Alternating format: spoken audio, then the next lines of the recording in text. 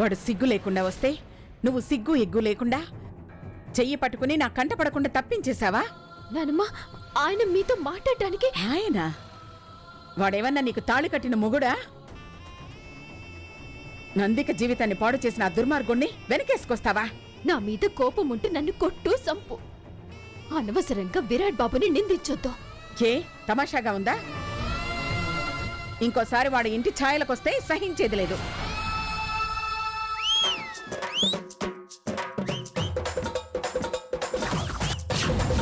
ఆగో! నువ్వేంట్రా మాకు శనిలా తగులుకున్నావు? అమ్మమ్మ, నేనేం కావాలని రాలేదమ్మమ్మ. నార్మాయ్, ఇంకొక్కసారి అమ్మమ్మ అన్నావంటే నాలుక చీరేస్తాను. విరాట్ కూడా పూజలో కూర్చుంటాడు అమ్మమ్మ. వద్దు బాబు, పంపించేయండి. అమ్మమ్మ, నా మాట వినండి.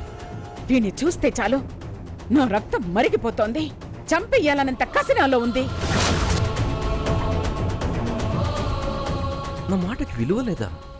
ఈ ఇంటి అల్లుడుగా నా స్నేహితుడిని పూజకి తీసుకురాకూడదా? ఈ పూజలో నేనైనా ఉండాలి, వాడైనా ఉండాలి. కాదు కూడదు వాడే ఉండాలంటే ఈ క్షణమే నేను వెళ్ళిపోతాను.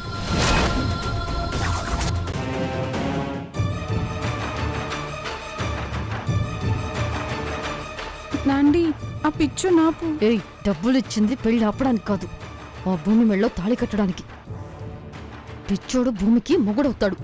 విరాట్ సార్ శాశ్వతంగా దానికి దూరం అవుతాడు. పిచ్చి నాండి, అదే జరిగితే విరాట్ దూరమోడు, భూమికి ముగుడవుతాడు.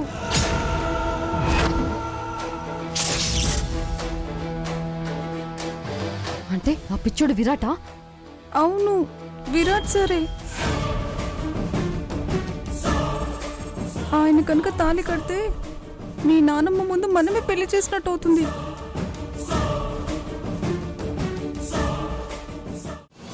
నీ భూమి, నాకేదో అనుమానంగా ఉన్నది. దేని గురించి?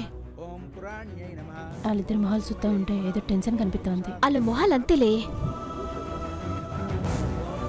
నీ భూమి, దేవుడికి బాగా దండమెట్టుకోవే. నువ్వు మాస్టర్ ఒకటైతే నువ్వు మాస్టారు ఇద్దరూ కలిసి కళ్యాణం చేయిస్తామని మొక్కు. ఈ దేవుడు చాలా మంచి పవర్ఫుల్ అంటనే. మీ ఇద్దరు మంచిగుండాలని దేవుడికి మొక్కవే. నా గోల్ రీచ్ అవ్వడానికి కొన్ని అడుగులే ఉన్నాయి. Thank you Rinky Tinky. ఏంటి గోల్ రీచ్ అవ్వడానికి అంటున్నావు? పూజ గురించి సార్.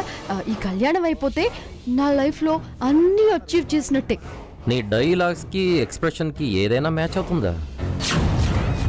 భూమి అక్కడే ఉంది, తన చుట్టూ నీ మనుషులు ఎవ్వరూ లేరు. ఐ మీన్ నీ చెంచాలు. సో సిచ్యుయేషన్ కూల్గానే ఉందనుకుంటున్నాను.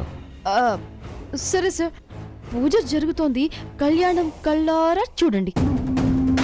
నమోస్వనంతాయ సహస్రమూర్తయే సహస్రపదాక్షిరోర్బాహవే సహస్రనామ్నే పురుషాయ సహస్రతే సహస్రకోటి యుగధారిణే నమః.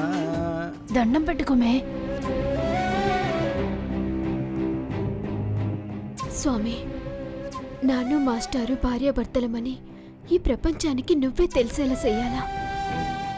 నానమ్మకి విరాట్ బాబు గురించి ఎంత చెప్పినా అర్థం చేసుకోవడం లేదు.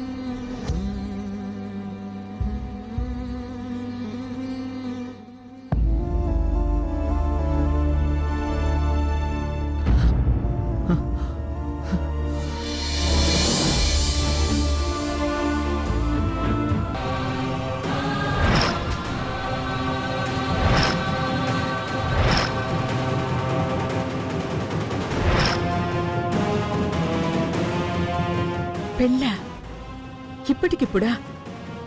అవును నానమ్మ. తొందరపడటం మంచిదంటావా? ఆలస్యం చేస్తే ఏదైనా జరగొచ్చు. చేతులు కలక ఆకులు పట్టుకోవడం కంటే ముందే జాగ్రత్త పడడం మంచిది కదా నానమ్మ. ఎలాగో నా పెళ్ళైపోయింది, ఇక మిగిలింది భూమక్కే కదా. ఏదో ఒక రోజైనా తన పెళ్లి చేయాల్సిందే కదా. కానీ ఎట్టా చెప్పాలా? నానమ్మ నాపై ఎంత నమ్మకాన్ని నెట్టుకున్నది.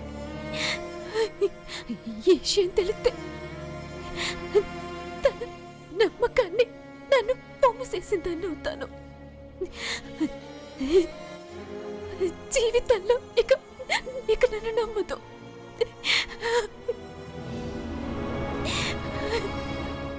అక్క కూడా విరాట్ని మర్చిపోలేకపోతుంది. విరాట్ ఏదైనా మాయ చేసి అక్కని లేపుకెళ్ళిపోతే నువ్వు అలా ఇబ్బంది పడుతూ చదువుతూ ఉంటే చాలా బాధగా ఉంది, చూడలేకపోతున్నాను. ఏం చేయాలి? ఆ పేపర్ చించేసి చించేసి ఇంకా చిన్న చిన్నగా చించే. సింపుల్. ఇప్పుడు ఏం చేస్తావంటే చిరిగిన చిన్న చిన్న ముక్కల్ని ఒక్కొక్కటి అంటిస్తూ ఉండు. నేను అలా వెళ్ళి స్నానం చేసి ఫ్రెష్గా వస్తాను. ఆ తర్వాత మళ్ళీ చదువుదు గాని, అది కూడా తిప్పి దొంగ చిలిపి. అతికించాలా? అతికించాక మళ్ళీ తిప్పి చదవాలా? వీడి క్యారెక్టర్ ఏంటో అస్సలు అర్థం కావట్లేదు. వీడెక్కడ మొగుడ్రా బాబోయ్.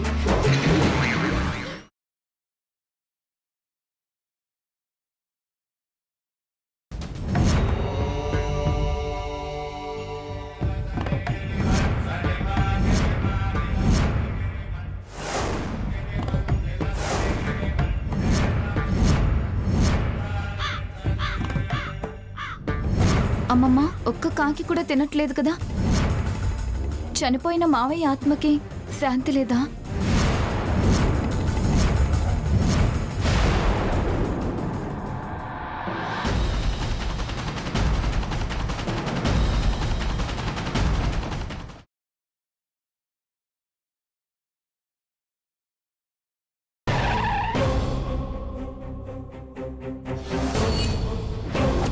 Bad news baby.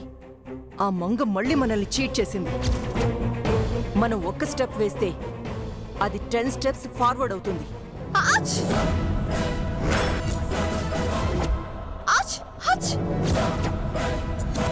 మంగ?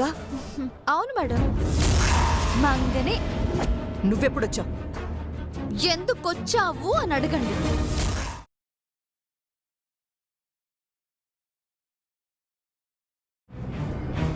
ఈ షూ నీదే కదా? అయితే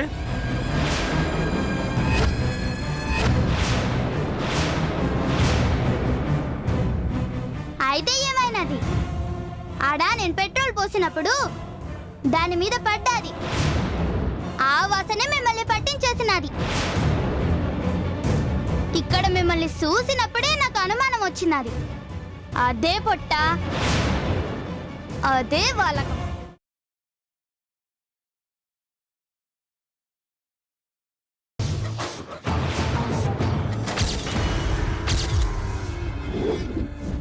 అలాగే స్ట్రైట్ గా రా.